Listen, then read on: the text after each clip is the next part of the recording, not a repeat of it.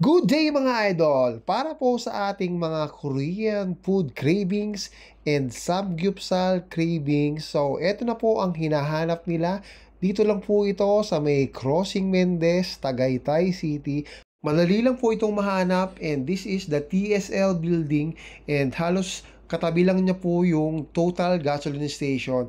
And I suggest mga idol na wag na kayo magpahuli kasi medyo dinudubog po sila pag mga peak hour, lalo na pag lunchtime and dinner. So, medyo mahaba yung pila, kaya sinisigurado ko po sa inyo na hindi kayo magsisisi kasi yung mga meat nila dito is napakalasa.